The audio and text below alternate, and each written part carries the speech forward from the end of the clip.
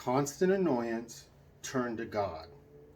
Welcome, beautiful born again TIs.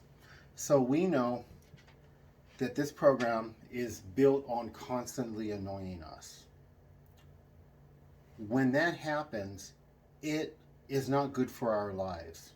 If we are constantly annoyed, there's chemicals that are released in the body. It can cause premature hair loss. It can cause all kinds of health issues just being constantly annoyed. And what we can do is turn to God. I remember when I was in the homeless shelter for 5 weeks, the targeting was off the chain, y'all. God carried me through it, but it was some of the worst targeting I've ever experienced. They used to like to confess around me why they were targeting me because of a false belief that if we confess it in his hearing, there will be no karma for what we are doing.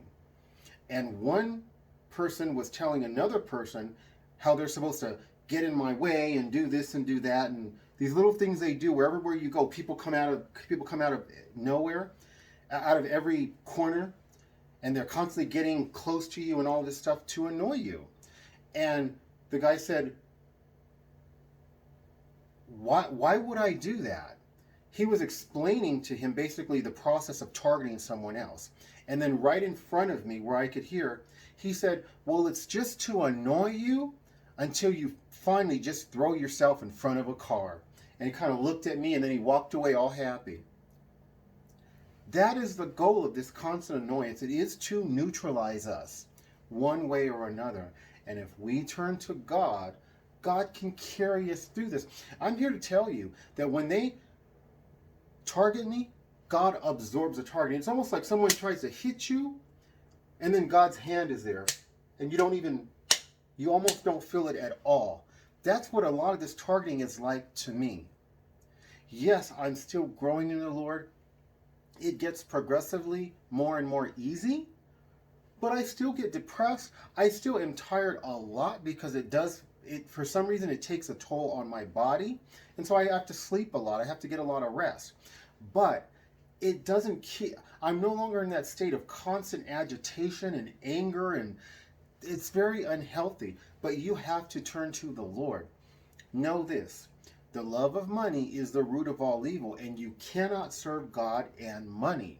If you are not paying your tithes and offerings, if you are not helping the poor, you are participating in one of the most grievous sins you can possibly participate in. Literally, if you stop the love of money, you stop all sin, because the love of money is the root of all evil. And yet, our culture places so much value on money and possessions that the church even doesn't even care.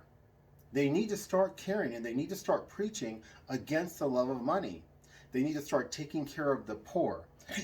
If you are not able to turn to God to carry the burden of this targeting for you, you need to start paying your tithes and offerings.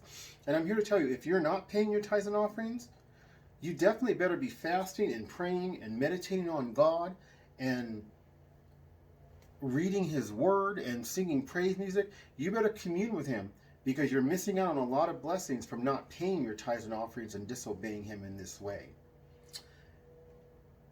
Turn to God. Please help my humble channel grow. Like, subscribe, and share. God bless.